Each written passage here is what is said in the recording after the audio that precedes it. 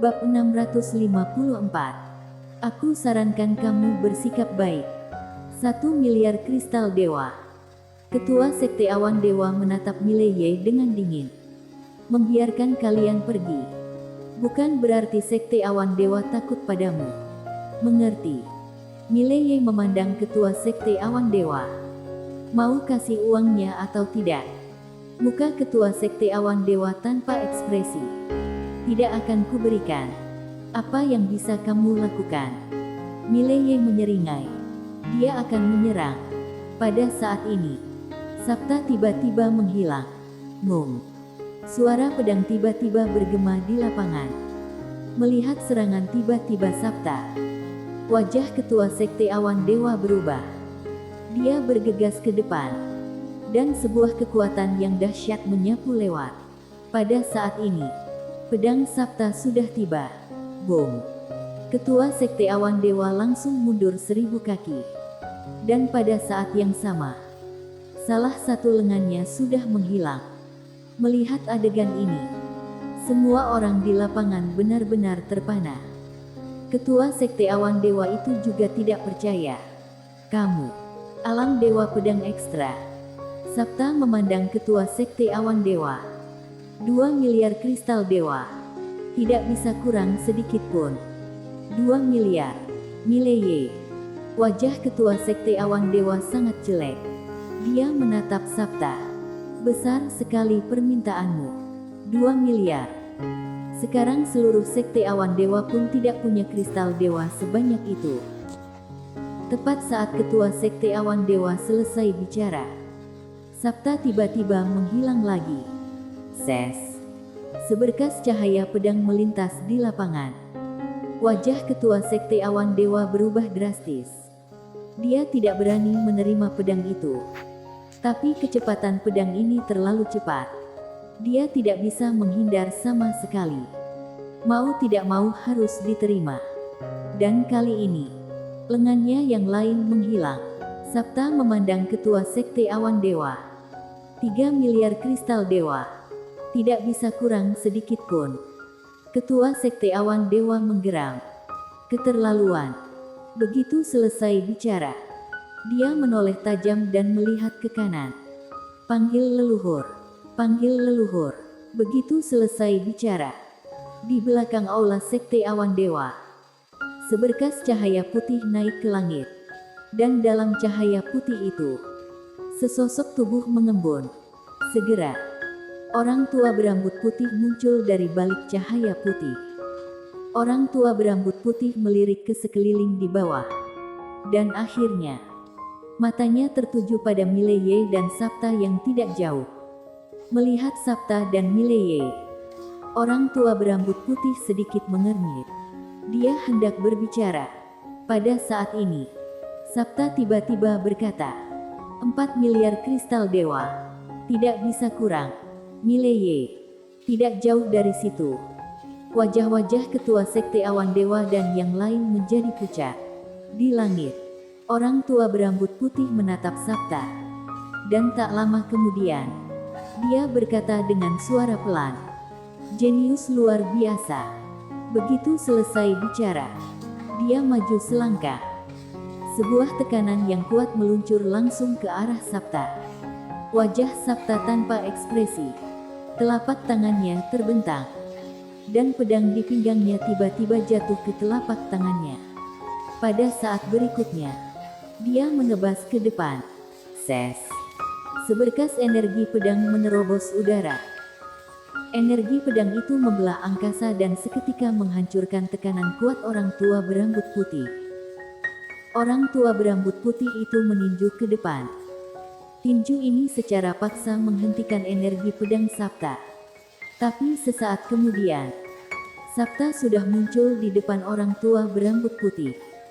Sabta menghunus pedangnya dan menebas. Boom! Di bawah tatapan mata semua orang. Entah sejak kapan Sabta muncul di belakang orang tua berambut putih. Semua orang memandang orang tua berambut putih.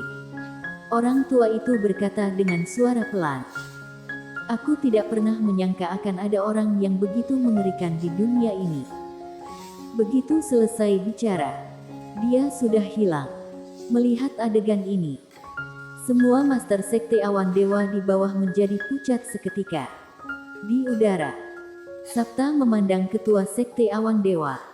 4 miliar. Atau seluruh sekte awan dewa musnah. Kamu pilih satu. Wajah ketua sekte awan dewa sangat jelek. 4 miliar. Dapat dikatakan bahwa bahkan seluruh sekte awan dewa digabungkan pun tidak akan punya kristal dewa sebanyak itu. Pada saat ini, telapak tangan Sabta tiba-tiba terbuka. Dan saat berikutnya, sebuah pedang tiba-tiba terbang keluar. 100 kaki jauhnya, kepala seorang master alam kaisar sekte awan dewa terbang keluar. Sama sekali tidak ada perlawanan. Melihat adegan ini, ekspresi ketua sekte awan dewa berubah drastis. Pada saat ini, Sabta memandang ketua sekte awan dewa. Dan setelah melihat adegan ini, ekspresi ketua itu berubah drastis. Baiklah, kami akan berikan. Sabta sedikit mengangguk. Beri kamu 1 jam. Setelah berbicara, dia mundur ke sisi Mileye. Ketua sekte awan dewa buru-buru berbalik dan pergi. Mileye berkata sambil tersenyum. Menurutmu, apakah dia akan lari? Sabta berkata dengan ringan. Kecuali dia ingin menyerahkan sekte awan dewa sepenuhnya. Sambil mengatakan itu, dia memandang Mileye. Sepertinya banyak orang yang menginginkan hartamu. Mileye mengangguk. Memang sedikit terlalu banyak. Sabta berkata dengan suara pelan. Kamu mungkin akan mengalami sedikit masalah di masa depan. Tapi tidak masalah. Mileye sedikit penasaran. Kenapa tidak masalah? Sabta berkata. Karena kamu memiliki terlalu banyak masalah. Apa artinya ditambah beberapa lagi? Mileye. Saat ini, ketua sekte awan dewa sudah muncul di depan Sabta dan Mileye. Ketua sekte awan dewa ragu-ragu. Lalu sedikit menekuk jarinya. Dan 10 cincin penyimpanan mendarat di depan Sabta dan Mileye. Ini semua harta sekte awan dewa. Mileye meliriknya dan menemukan bahwa ada 2,7 miliar kristal dewa di dalam cincin penyimpanan. Jua ada 9 buah harta alam Taoisme. Total 9 botol ramuan obat. Dan sisanya adalah harta karun duniawi. 2,7 miliar. 9 harta alam Taoisme. Mileye berpikir sebentar.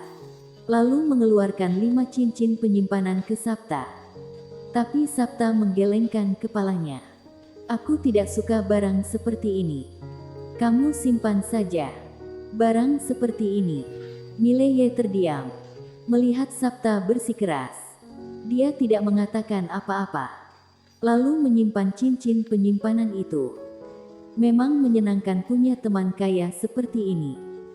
Setelah Mileye menyimpan cincin penyimpanan, dia berbalik dan pergi bersama Sabta. Keduanya juga tidak benar-benar meminta sekte awan dewa untuk memberikan 4 miliar kristal dewa. Karena sekte awan dewa tentu saja tidak memiliki uang sebanyak itu. Melihat keduanya pergi, wajah ketua sekte awan dewa tiba-tiba berubah muram. Bagus sekali kamu, Mileye. Setelah mengatakan itu, dia menoleh untuk melihat seorang orang tua. Beritahu orang dunia Akbar Suan Huang. Katakan saja, pada saat ini, seorang pria tiba-tiba muncul di belakang ketua sekte awan dewa. Dan saat berikutnya, sebuah pedang menancap tepat di belakang leher ketua sekte awan dewa. Percikan darah. Pria ini adalah Mileye. Mileye menyeringai. Aku tahu kamu pasti tidak terima. Begitu selesai bicara, dia memegang pedang dan menebas. Ses. Kepala ketua sekte awan dewa langsung terbang. Mileye menyingkirkan pedangnya, berbalik dan menghilang tidak jauh. Di tempat, sekelompok master sekte awan dewa tercengang. Di langit berbintang di kejauhan, di atas kapal bintang kaisar, Sabta berkata dengan suara pelan. Kamu tahu dia tidak akan terima begitu saja. Mileye mengangguk. Bagaimana dia bisa terima? Kita mengambil semua harta dari Sekte Awan Dewa. Sabta memandang Mileye. Apakah kita kejam? Mileye menggelengkan kepalanya. Jika kita lemah, kita akan berakhir lebih buruk. Sabta mengangguk. Dia menengadah ke kejauhan. Berkata dengan suara pelan. Di mata orang-orang di dunia Akbar Suan Huang, kita juga lemah. Mileye tersenyum dan hendak berbicara. Ketika langit berbintang di kejauhan tiba-tiba terkoyak. Dan kemudian sesosok tubuh muncul dari sana. Sosok itu adalah seorang wanita berbaju hitam. Setelah wanita berbaju hitam keluar, matanya langsung tertuju pada Mileye dan Sabta. Dan pada saat ini, di belakangnya, orang tua lain muncul. Orang tua menatap wanita berbaju hitam dengan dingin. Coba lari terus. Wanita berbaju hitam menghampiri Mileye dan Sabta. Matanya tertuju pada Sabta. Selamatkan aku. Muka Sabta tanpa ekspresi. Alasan. Wanita berbaju hitam ragu-ragu. Lalu merentangkan tangan kanannya. Di tangan kanannya, dia memegang sebuah stempel naga hitam pekat. Ini adalah stempel giok kerajaan Han, yang berisi harta kerajaan Han kami. Sabta menggelengkan kepalanya. Aku tidak tertarik pada uang. Mileye. Wanita berbaju hitam juga tercengang. Dia ragu-ragu, lalu berkata, maukah kamu melihatnya dulu? Sabta menggelengkan kepalanya. Pada saat ini, orang tua yang tidak jauh tiba-tiba mencibir. Dia berani mencampuri urusan dunia Akbar Suan Huang kami. Dunia Akbar Suan Huang. Mileye dan Sabta sama-sama tercengang.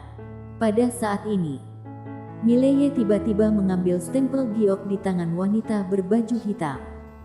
Nona, tenang saja. Di siang hari bolong, aku tidak akan pernah membiarkan siapapun membunuh orang di depanku. Sambil berbicara, dia memandang orang tua itu. Kebaikan dan kejahatan akan dibalas pada akhirnya. Semua ada aturannya. Jika kamu tidak percaya, lihatlah ke atas. Siapa yang pernah diampuni oleh yang di atas? Pak Tua, aku sarankan kamu untuk bersikap baik. Orang tua itu menatap Mileye dengan dingin dan hendak berbicara ketika Mileye tiba-tiba menghilang. Ngum. Suara pedang terdengar. Bola mata orang tua tiba-tiba menyusut. Dia meninju ke depan. Boom. Sebuah momentum tinju yang kuat dengan paksa menghentikan pedang Mileye. Tetapi saat berikutnya, Mileye meninju tepat di wajahnya. Tinju penguburan. Boom. Dalam sekejap, orang tua itu mundur ribuan kaki. Dan begitu dia berhenti, Mileye sudah muncul di depannya lagi. Kemudian menebas lagi. Orang tua itu meraung sambil membanting tangannya ke depan. Boom. Ruang hampa di sekitarnya tiba-tiba bergetar. Mileye kembali ke posisi semula. Dan orang tua itu mundur ribuan kaki. Tidak hanya itu, noda darah perlahan mengalir dari sudut mulutnya. Orang tua itu menatap Mileye. Kamu. Pada saat ini, dua pedang terbang tiba-tiba muncul di depannya. Orang tua menyipitkan matanya dan melemparkan pukulan ke depan. Boom. Cahaya pedang itu pecah. Tapi saat berikutnya, Mileye muncul di atas kepalanya tanpa peringatan. Dan segera, sebuah pedang menebas lurus ke bawah. Melihat pedang ini, wajah orang tua itu berubah drastis. Dia menghindari pedang dengan kilatan balik. Tetapi begitu dia berhenti, beberapa pedang terbang muncul di depannya lagi. Saat berikutnya, cahaya pedang yang tak terhitung jumlahnya langsung menenggelamkannya. Ses. Di lapangan, suara pemotongan cahaya pedang terus bergema. Pada saat ini, di tengah cahaya pedang tiba-tiba terdengar teriakan marah orang tua. Dan kemudian, aura kuat langsung bergetar. Cahaya pedang Mileye langsung pecah. Mileye tiba-tiba menghilang. Ses. Tidak jauh dari sana. Sebuah pedang ditusukkan tepat di antara kedua alis orang tua. Tempat itu langsung sepi. Orang tua menatap Mileye di depannya. Beraninya kamu mencampuri urusan dunia Akbar Suan Huang. Pada saat ini, Mileye mengangkat tangannya dan langsung menebas. Ses. Kepala orang tua itu langsung terbang. Mileye tanpa ekspresi menyimpan cincin penyimpanan orang tua, lalu menoleh ke wanita berbaju hitam yang tak jauh dari sana. Wanita berbaju hitam berkata dengan berat, "Kamu punya dendam dengan orang-orang dunia Akbar Suan Huang." Mileye mengangguk. Wanita berbaju hitam berkata dengan berat, "Saat ini mereka sedang menjarah daratan Suancang kami." Mileye sedikit mengernyit. Daratan Suancang. Wanita berbaju hitam memandang Mileye. Ada begitu banyak harta di dalamnya yang tidak bisa kamu bayangkan. Mileye dengan tegas berkata, "Apakah kamu salah paham? Aku benar-benar bukan orang yang serakah." Wanita berbaju hitam bersambung, "Jangan lupa klik like ya."